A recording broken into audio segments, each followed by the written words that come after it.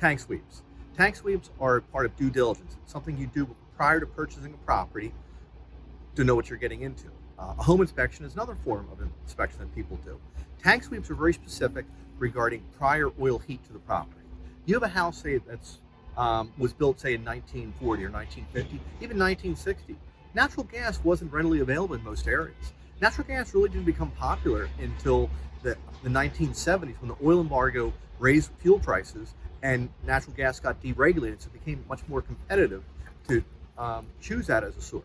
All right, so you have all these older homes that had oil, and also natural gas was a monopoly. So buying oil heat, you're dealing with your local fuel oil dealer who's supporting your little league team, and maybe you play golf with them, and they're neighborly because there are so many of them.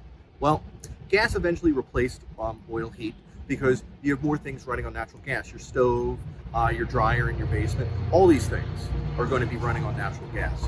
But before they didn't, okay? So what happens was your heater goes, you have natural gas available, you get gas, you replace a couple appliances, and you're like, what do you do with the oil tank? People just left it in the ground. They didn't do anything with it. I have kids who were selling their parents' house, and we find an oil tank, and they're like, I can't believe this. My dad was on top of things. I said, was your dad also cheap? And they're like, he could make a penny screen.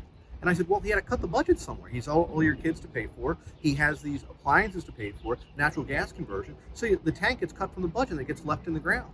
So it's like, we find a tank. Here's a cost to remove it, because you need to have the tank removed, because when tanks leak, they can cost tens of thousands of dollars. We just did a job, it was $45,000. We came off a job recently, it was about $110,000. It's a huge expense. Yes, it would have been brilliant for people to have removed these tanks back in the day, but they didn't. The regulations weren't there. Fast forward today, you have these regulations, and that's why you do your due diligence. That's why you do a tank sweep.